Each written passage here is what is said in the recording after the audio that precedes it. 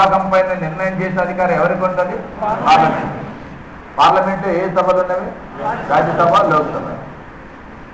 So రాష్ట్రాల పునర్వ్యవస్థీకరణ చేయాలి అంటే పార్లమెంట్ ఆమోదించాలి.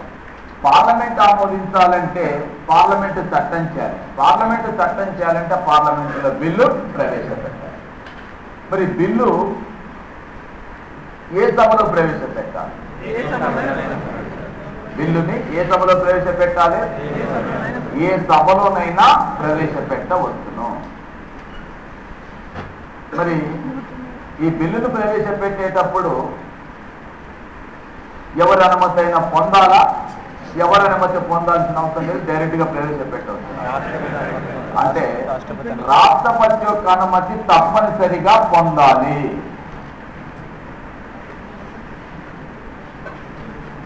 ఎవరి అనుమతి పొందాలి? రాష్ట్రపతి. నేను నిన్న చెప్పేటప్పుడు చెప్తున్నాను, మర్చిపోయి ఉంటాను.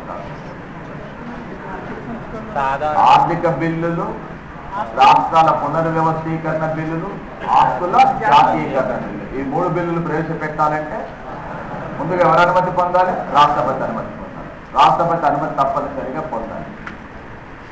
రాష్ట్రపతి అనుమతి పొందేటప్పుడు రాష్ట్రపతి మామూలుగా ఏ రాష్ట్రాన్ని అయితే పునర్వ్యవస్థీకరణ చేస్తున్నారో ఆ రాష్ట్రం యొక్క శాసనసభ అభిప్రాయాన్ని కోరవచ్చును. ఏ రాష్ట్రాన్ని అయితే పునర్వ్యవస్థీకరణ చేస్తున్నారో ఆ శాసనసభ యొక్క అభిప్రాయాన్ని కోరవచ్చు. ఒకవేళ ఈ అభిప్రాయాన్ని ఆ శాసనసభ ఎంత కాలంలోగా తెలపాలి అంటే ఎంత కాలంలో తెలపాలనేది రాజ్యాంగంలో ప్రస్తావించబడలేదు. కాబట్టి 5వ రాజ్యాంగ సవరణ ద్వారా చెప్పబడింది ఏంటంటే శాసనసభ యొక్క అభిప్రాయాన్ని తీసుకోవాలనుకున్నప్పుడు రాష్ట్రపతి ఆ శాసనసభకు నిర్ణీత గడువుని విధించవచ్చును. ఎవరు? రాష్ట్రపతి. ఎవరికి? ఆ రాష్ట్రసభ. ఒకవేళ నిర్ణీత గడువులోగా తన అభిప్రాయాన్ని ఆ శాసనసభ తెలపకపోతే రాష్ట్రపతి విధించిన గడువులోగా ఆ శాసనసభ తన అభిప్రాయాన్ని తెలపకపోతే ఆ గడువుని పొడిగించవచ్చును. ఎవరు పొడిగించవచ్చు? రాష్ట్రపతి. పొడిగించిన తర్వాత కూడా ఆ శాసనసభ తన అభిప్రాయాన్ని తెలపకపోతే దీనికి 8వ రాజ్యాంగ సవరణ ద్వారా తీసుకొచ్చిన మార్పు ఏంటంటే ఆ రాష్ట్ర శాసనసభ తన అభిప్రాయాన్ని తెలపకపోయినా కూడా పార్లమెంటులో బిల్లును ప్రవేశపెట్టవచ్చును. మీరు సీక్వెన్స్ అర్థమైంది కదా? ఈ దేశంలో రాష్ట్రాల పునర్వ్యవస్థీకరణ చేసే అధికారం ఎవరికి ఉన్నది? పార్లమెంట్. పార్లమెంట్ ఏం ఆమోదించాలి? చట్టాన్ని ఆమోదించాలంటే బిల్లుని ఏ సభలో ప్రవేశపెట్టాలి? ఏ సభలో ప్రవేశపెట్టాలని ఎవరి అనుమతి పొందాలి? రాష్ట్రపతి. రాష్ట్రపతి అనుమతి ఇచ్చేటప్పుడు ఏం కోరుతాడు? ఏ రాష్ట్రాన్ని అయితే పునర్వ్యవస్థీకరణ చేస్తున్నాడో ఆ రాష్ట్ర శాసనసభ అభిప్రాయాన్ని కోరుతాడు. శాసనసభ అభిప్రాయాన్ని కోరినప్పుడు శాసనసభ ఎంత కాలంలోగా తన అభిప్రాయాన్ని తెలపాలి? రాజ్యాంగంలో ప్రస్తావించబడలేదు. 5వ రాజ్యాంగ సవరణ ద్వారా ఏం చేసినారు? రాష్ట్రపతి నిర్ణీత గడువును విధించవచ్చునని చెప్పినారు. నిర్ణీత గడువులోగా కూడా ఆ శాసనసభ తన అభిప్రాయాన్ని తెలపకపోతే గడువును పొడిగించవచ్చును. ఒకవేళ పొడిగించిన గడువులోగా కూడా చెప్పలేదు, అసలు శాసనసభ తన అభిప్రాయాన్ని చెప్పదు అనుకోండి. చెప్పకపోయినా కూడా 8వ రాజ్యాంగ సవరణ ప్రకారం ఏం చేయవచ్చు అంటే పార్లమెంటులో బిల్లుని ప్రవేశపెట్టవచ్చు. పార్లమెంటులో బిల్లును ప్రవేశపెట్టిన తర్వాత పార్లమెంటు ఒక రాష్ట్ర కొంత భూభాగాన్ని వేరు చేస్తున్నారు. ఒక రాష్ట్రం నుంచి కొంత భూభాగాన్ని వేరు చేసేటప్పుడు పార్లమెంటు బిల్లును ఆమోదించాలి అంటే ఏ విధంగా ఆమోదించాలి? నేను చెప్పే జాగ్రత్త ఒక రాష్ట్ర భూభాగాన్ని నుండి కొంత భూభాగాన్ని వేరు చేస్తున్నారు. ఆ రాష్ట్రాన్ని పునర్వ్యవస్థీకరణ చేసే సందర్భంలో పార్లమెంటు బిల్లును ఆమోదించే పద్ధతి. పార్లమెంటు 2/3 వంతు మెజార్టీతోని తీర్మానం చేయాలి. బి పార్లమెంటు 2/3 వంతు మెజార్టీతో పాటు ఆ రాష్ట్ర శాసనసభ సాధారణ మెజార్టీతోని ఆమోదించాలి. సి పార్లమెంటు 2/3 వంతు మెజార్టీతో పాటు దేశంలోని సగం రాష్ట్రాలు ఆమోదించాలి. డి పార్లమెంటు సాధారణ మెజార్టీతోని తీర్మానాన్ని ఆమోదించాలి.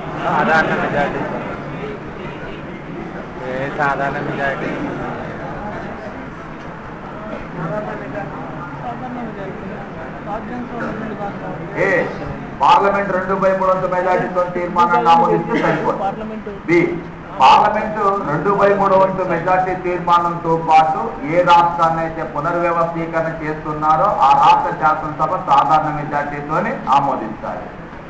సి పార్లమెంటు 2/3 వంతు మెజార్టీతో పాటు దేశంలోని సగం రాష్ట్రాలు ఆమోదం తెలపాలి. డి పార్లమెంటు సాధారణ మెజార్టీతో తీర్మానం చేయాలి.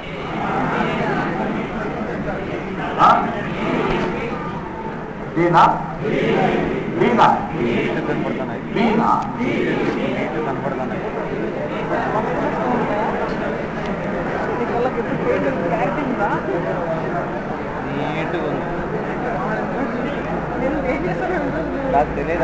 ఏంటంటే పార్లమెంటు సాధారణ మెజార్టీతో తీర్మానం చేస్తే సరిపోతుంది. నేను అందుకోసం ఏంటంటే ఈ ప్రశ్న చాలా చాలా గందరగోళం సృష్టించేటటువంటి అంశం. ఏ రాష్ట్ర భూభాగంలోనైతే సవరణ చేస్తున్నారో ఆ రాష్ట్ర శాసనసభ యొక్క ఆమోదం తప్పనిసరిగా పొందాలి అనేటటువంటి ఆ ఆప్షన్ ఎక్కడ ఉంటుందో అక్కడ మీరు స్ట్రక్అప్ అయిపోతారు. అదే కరెక్ట్ అనుకుంటారు. అదే కానీ విషయం ఏంటంటే ఇప్పుడు చెప్పింది అదే. మీరు ఆలోచన చేయాల్సింది ఏంటంటే 8వ రాజ్యాంగ సవరణ ప్రకారం ఏం చెప్పినాము? ఆ రాష్ట్ర శాసనసభ తన అభిప్రాయాన్ని తెలపకపోయినా కూడా పార్లమెంటులో బిల్లుని ప్రవేశపెట్టారు. ఇప్పుడు ఇంకొకటి, ఒకవేళ ఆ రాష్ట్ర శాసనసభ తన అభిప్రాయాన్ని అనుకూలంగా తెలపవచ్చు, వ్యతిరేకంగా తెలపవచ్చు. అనుకూలంగా తెలిపితే వచ్చే మార్పు ఏంటి? వ్యతిరేకంగా తెలిపితే వచ్చే మార్పు ఏంటి?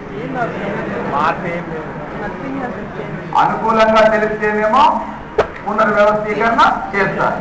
మీరు వ్యతిరేకంగా తెలిపితే చేయడానికి అవకాశం లేదు.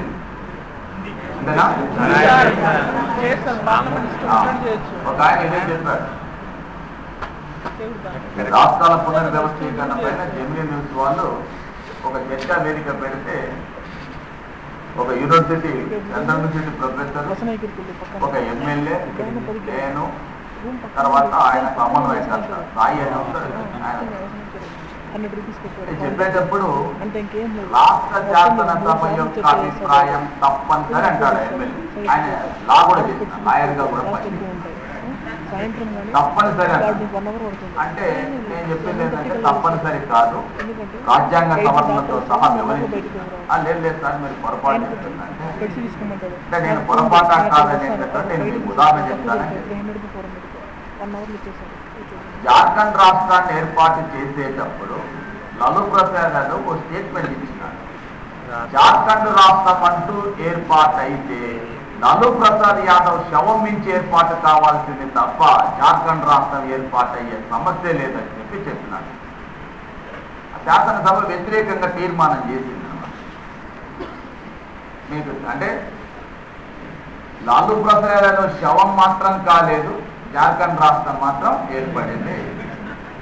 రాష్ట్ర శాసనసభ యొక్క అభిప్రాయం తెలుసుకోవటం అనేది సాంప్రదాయము మాత్రమే తప్ప రాష్ట్ర శాసనసభ యొక్క అభిప్రాయాన్ని పార్లమెంటు తప్పనిసరిగా ఆమోదించాల్సిన అవసరం లేదు.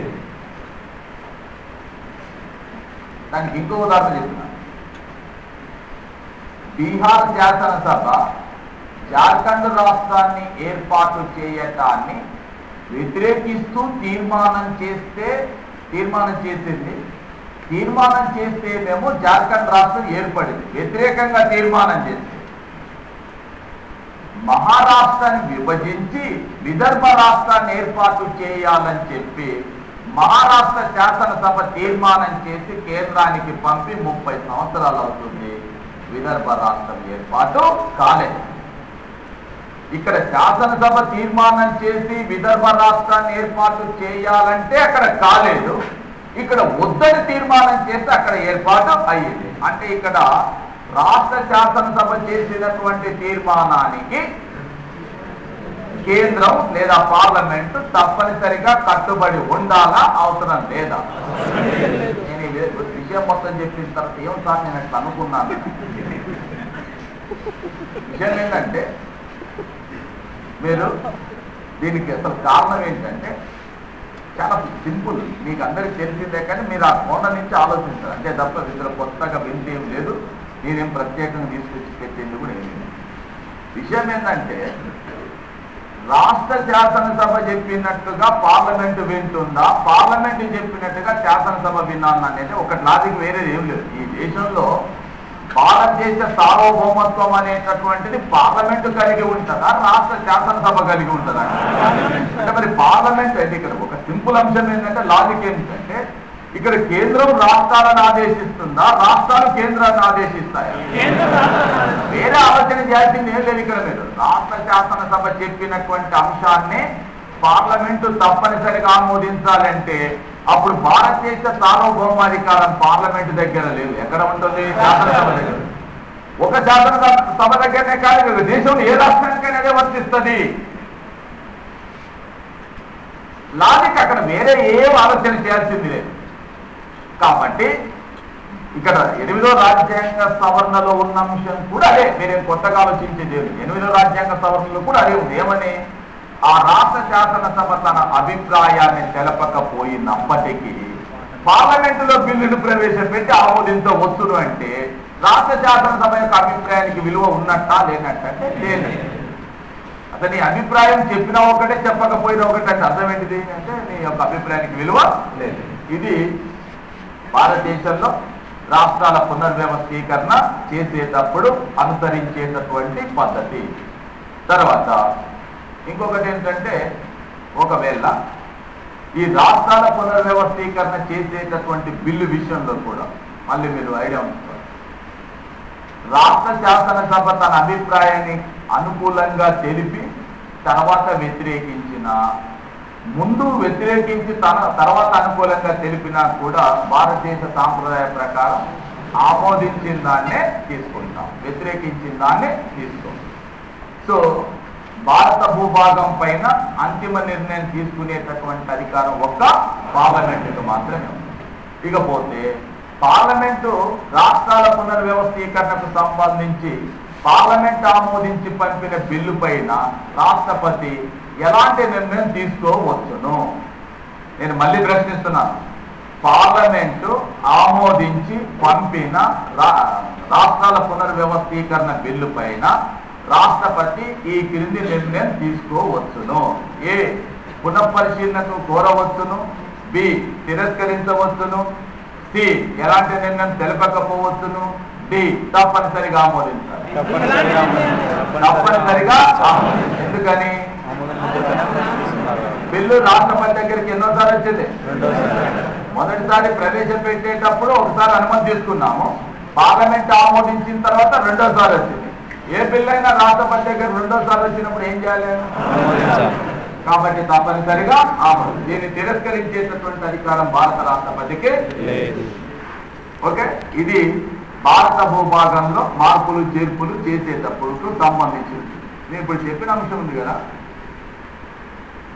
అంటే కొత్త రాష్ట్రాన్ని ఆ అంశం ఏదైతే ఉన్నదో, అంటే ఇప్పుడు పార్లమెంట్ సాధారణ మెజార్టీతో ఆమోదించాలి, పార్లమెంట్ 2/3 మెజార్టీతో ఆమోదించాలి, పార్లమెంటు 2/3 మెజార్టీతో పాటు ఆ రాష్ట్రం ఆమోదించాలి, పార్లమెంటు 2/3 మెజార్టీతో పాటు దేశంలోని సగం రాష్ట్రాలు ఆమోదించాలి. 4 ఆప్షన్స్ చెప్పినాం కదా.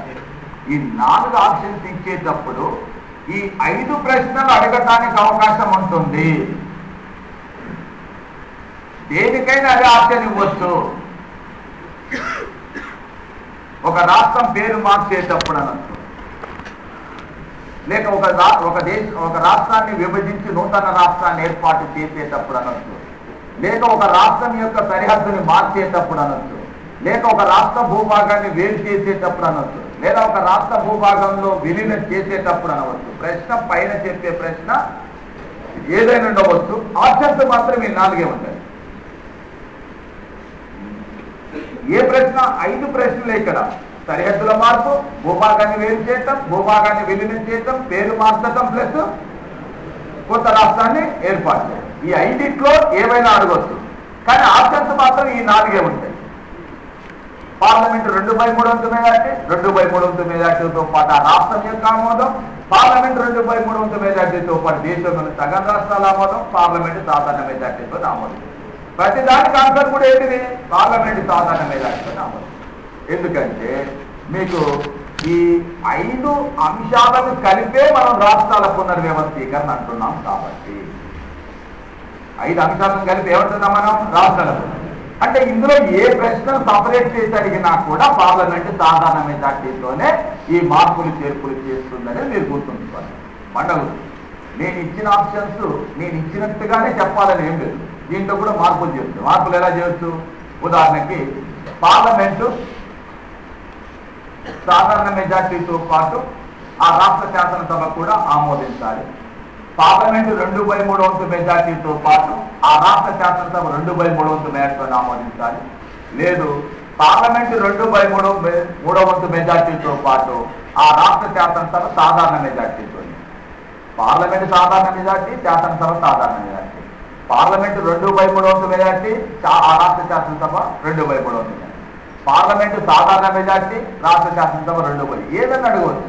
కానీ ఎన్ని రకాల కన్ఫ్యూజ్ చేసినా కూడా మనం గుర్తుంచుకోవాల్సింది ఏంటంటే పార్లమెంట్ ఒక్కటే నిర్ణయం చేస్తుంది, సాధారణ మెజార్టీతో నిర్ణయం చేస్తుంది. అడిగేటప్పుడు భిన్నంగా అడగవచ్చు అంటున్నాను, వాడికి నచ్చిన విధంగా అడగవచ్చు. ఆప్షన్స్ ఇచ్చేటప్పుడు ఇలా ఇవ్వాలని ఏం లేదు,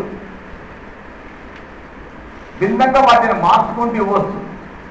ఇప్పుడు నేను చెప్పిన అన్ని అంశాలు ఇచ్చేసి ఇంకా కన్ఫ్యూజ్ చేయడం కోసం పార్లమెంట్ సాధారణ మెజార్టీతో పాటు రాష్ట్ర శాసనసభ సాధారణ మెజార్టీతో ఆమోదించాలి. పార్లమెంట్ 2/3 మెజార్టీతో పాటు దేశంలో సగం రాష్ట్రాలు ఆమోదించాలి. పార్లమెంట్ సాధారణ మెజార్టీతో పాటు దేశంలో ఉన్నటువంటి 1/2 రాష్ట్రాలు ఆమోదించాలి. పైవేవి కాదు అనుకున్నాం. పైవేవి కావాలని చెప్పాలంటే ఫస్ట్ నీకు ఒక ఐడియా ఉండాలి. అసలు దేశంలో రాష్ట్రాల పునర్వ్యవస్థీకరణ ఎవరు చేస్తారు, ఎలా చేస్తారు అనేది నీకు ఒక కాంక్రీట్ ఐడియా ఉంటే పైవేవి కావంటావు. పైవేవి కావాలని ఆన్సర్ పెట్టడానికి దమ్ము ఉండాలి. ఎప్పుడు వస్తుంది దమ్ము అని అంటే నీకు పర్ఫెక్ట్ అయినటువంటి ఆలోచన ఉన్నప్పుడు వస్తుంది. ఎందుకంటే మనం ఏం చేస్తుంటాం, పైన ఉన్న ఆన్సర్లోనే ఇందులో ఏదో ఒకటి ఉండొచ్చు, కానీ వాస్తవం అది మనం కొంచెం ఆలోచన చేస్తే ఏ పైవేవి కాదు కానీ మూడింట్లో ఏదో ఒకటి ఉంటుంది. నేను చాలా మంది చూసినాను. సో అందువల్ల ఈ రాష్ట్రాల పునర్వ్యవస్థీకరణకు సంబంధించినటువంటి అంశంలో భారత పార్లమెంటే నిర్ణయం చేస్తుంది. భారత పార్లమెంటు సాధారణ మెజార్టీతో నిర్ణయం చేస్తుంది. భారత పార్లమెంటులో బిల్లును ప్రవేశపెట్టాలంటే రాష్ట్రపతి అనుమతి తప్పనిసరిగా ఉండాలి. పార్లమెంట్ ఆమోదించి పంపిన బిల్లును రాష్ట్రపతి తప్పనిసరిగా ఆమోదించాలి. రాష్ట్ర శాసనసభ యొక్క అభిప్రాయాన్ని రాష్ట్రపతి కోరవచ్చును. కోరేటప్పుడు కూడా నిర్ణీత గడువును విధించవచ్చును, పొడిగించవచ్చును. ఒకవేళ పొడిగించిన గడువులోగా తన అనుమతి, తమ యొక్క ఆమోదాన్ని కానీ తమ అభిప్రాయాన్ని కానీ చెప్పకపోయినా కూడా బిల్లుని పార్లమెంట్లో ప్రవేశపెట్టి ఆమోదించవచ్చును. రాష్ట్ర శాసనసభ అనుకూలంగా తీర్మానం చేసినా వ్యతిరేకంగా తీర్మానం చేసినా కూడా పార్లమెంటు సాధారణ మెజార్టీతోని ఒక తీర్మానాన్ని ఆమోదిస్తే ఈ దేశంలో నూతన రాష్ట్రాన్ని ఏర్పాటు చేయొచ్చు, భూభాగాన్ని మార్చవచ్చు, ఏదైనా సరిహద్దులైనా మార్చవచ్చు. రైట్. తర్వాత 4వ అధికరణ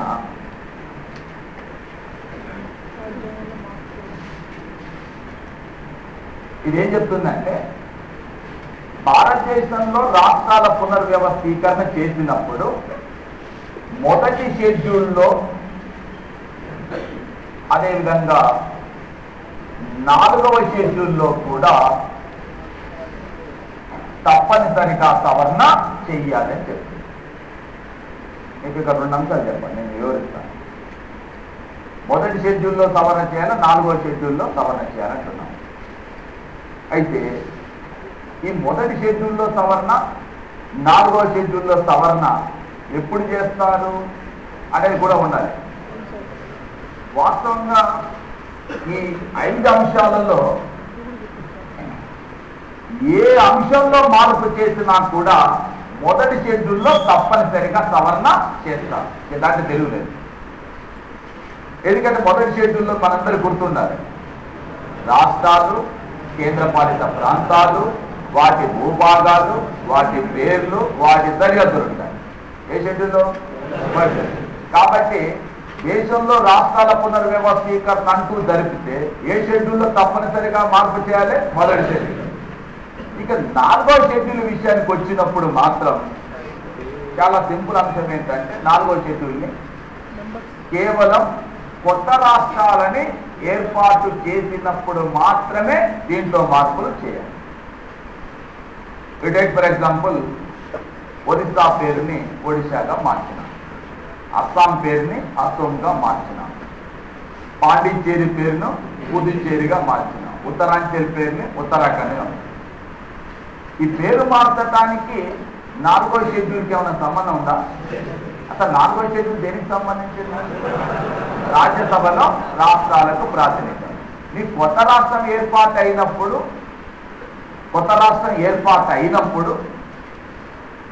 కొత్త రాష్ట్రానికి రాజ్యసభలో ఎన్ని స్థానాలు ఉంటాయో తెలపాల్సి ఉంటుంది. ఒకటి, కొత్త రాష్ట్రాన్ని ఏర్పాటు చేయడం అంటే అమెరికా నుంచో బ్రిటన్ నుంచి కొత్త రాష్ట్రం తీసుకొచ్చి ఇక్కడ ఏర్పాటు చేయం కదా. ఈ దేశంలో ఉన్నటువంటి రాష్ట్రాన్ని విభజించి కొత్త రాష్ట్రాన్ని ఏర్పాటు చేస్తారు. కాబట్టి ఏ రాష్ట్రాన్ని అయితే విభజిస్తున్నావో ఆ విభజింపబడి కొత్తగా ఏర్పాటు చేసే రాష్ట్రానికి ఎంతమంది రాజ్యసభ సభ్యులు ఉంటారు, పాత రాష్ట్రానికి ఎంతమంది రాజ్యసభ సభ్యులు ఉంటారో నిర్ణయించాల్సి ఉంటుంది. కాబట్టి 4వ షెడ్యూల్ని తప్పనిసరిగా సవరించాల్సి ఉంటుంది. ఎప్పుడు? నూతన రాష్ట్రాలు. ఏ షెడ్యూల్ని మార్చాలి? ఎప్పుడు మార్చాల్సిన అవసరం లేదు. పేర్లు మార్చినప్పుడు, సరిహద్దులు మార్చినప్పుడు మార్చాల్సిన అవసరం లేదు. దేన్ని మార్చాల్సిన అవసరం లేదు. 4వ షెడ్యూల్. ఇక్కడ ఇంకొక అంశం కూడా ఉంది. మీకు మనం రాజ్యాంగ ప్రవేశిక గురించి చెప్పేటప్పుడు చెప్పాను, మళ్ళీ కూడా మీకు అది ఒకసారి గుర్తు చేస్తాను. వేణుబారి కేసులో భారత సుప్రీంకోర్టు ప్రవేశిక భారత రాజ్యాంగంలో అంతర్భాగం అని చెప్పిందా, అంతర్భాగం కాదని చెప్పింది. వేణుబారి అనేది ఏంటి? ఎక్కడ ఉండేది? ఇది పశ్చిమ బెంగాల్లో ఉండేది. పశ్చిమ బెంగాల్ నుంచి ఎక్కడికి బదిలీ చేస్తాను? పాకిస్తాన్. ఆనాటి పాకిస్తాను, ఈనాటి బంగ్లాదేశ్. దీనికి బదులుగా కూచిబీహార్ ఇవ్వలేదు. అప్పుడు కొంతమంది యొక్క వాదన ఏంటంటే భారత రాజ్యాంగ ప్రవేశికలో భారత ప్రజలపైన మేము అని పేర్కొన్న పదం ప్రకారం ఈ దేశంలో అధికారానికి మూలం ప్రజలు, అందువలన భారత భూభాగం పైన ఏమైనా నిర్ణయం తీసుకున్నప్పుడు భారత ప్రజలను సంప్రదించి భారత ప్రజల అభిప్రాయాన్ని అనుసరించి ఈ భూభాగంలో మార్పులు చేర్పులు చేయాలి తప్ప పార్లమెంట్ ఒకటే సొంతంగా నిర్ణయం తీసుకోకూడదు అని చెప్పి కోర్టులో సవాల్ చేసినప్పుడు భారత రాష్ట్రపతిగా ఉన్నటువంటి రాజేంద్ర ప్రసాద్ కూడా భారత భూభాగాన్ని ఇతర దేశాలకు బదిలీ చేస్తున్నాం, ఇతర భూభాగాలని భారతదేశంలో విలీనం చేసుకుంటున్నాం, ఈ సందర్భంగా ఎలా వ్యవహరించాలో చెప్పండి, న్యాయ సలహా చెప్పండి అని చెప్పి భారత రాష్ట్రపతిగా ఉన్నటువంటి రాజేంద్ర ప్రసాద్ భారత సుప్రీంకోర్టు యొక్క సలహాని కోరినాడు. ఈ 2 కేసులను కూడా మిళితం చేసి భారత సుప్రీంకోర్టు 1960లో వేణుబారి కేసులో తీర్పు చెప్పింది. తీర్పు చెప్పేటప్పుడు ఒక అంశం ఏంటంటే అసలు ప్రవేశిక భారత రాజ్యాంగంలో అంతర్భాగం కాదు, ప్రజలు కనుక్కోవాల్సిన అవసరం లేదని చెప్పి తీర్పు పక్కలో పెట్టింది. ఇక రెండో అంశం ఏంటంటే భారత భూభాగంలో మార్పులు చేర్పులు చేసేటప్పుడు అంటే భారత భూభాగాన్ని ఇతరులకు బదిలీ చేసి ఇతర భూభాగాన్ని భారతదేశంలో విలీనం చేసుకున్నా, భారతదేశంలో భూభాగాల్లో మార్పులు చేర్పులు చేసినా కూడా ఎలా వ్యవహరించాలని చెప్పి భారత రాష్ట్రపతి రాజేంద్ర ప్రసాద్ సుప్రీంకోర్టు న్యాయ సలహా కోరినాడని చెప్పినారు. దాంట్లో మాత్రం సుప్రీంకోర్టు ఏమని తీర్పు చెప్పిందంటే భారత భూభాగాన్ని ఇతరులకు బదిలీ చేసిన ఇతర భూభాగాలని భారతదేశంలో విలీనం చేసుకున్నా కూడా రాజ్యాంగాన్ని సవరించడం ద్వారా మాత్రమే మార్పులు చేర్పులు చేయాలి. రాజ్యాంగాన్ని సవరించడం ద్వారా మాత్రమే మార్పులు చేర్పులు చేయాలి. ఎప్పుడు మన భూభాగాన్ని ఇతర దేశాలకు ట్రాన్స్ఫర్ చేసిన ఇతర భూభాగాన్ని భారతదేశంలో విలీనం దేన్ని సవరించాలి? రాజ్యాంగం. కానీ భారతదేశంలో అంతర్గతంగా రాష్ట్రాల పునర్వ్యవస్థీకరణ చేసేటప్పుడు మాత్రం రాజ్యాంగ సవరణ తప్పనిసరి ఏమీ కాదు. మన దేశంలో రాష్ట్రాలను పునర్వ్యవస్థీకరణ చేసేటప్పుడు కొత్త రాష్ట్రాలను ఏర్పాటు చేసేటప్పుడు రాజ్యాంగాన్ని సవరించడం తప్పనిసరి ఏమీ కాదు. తప్పనిసరి ఏమీ కాదంటే దాని అర్థం ఏంటిది?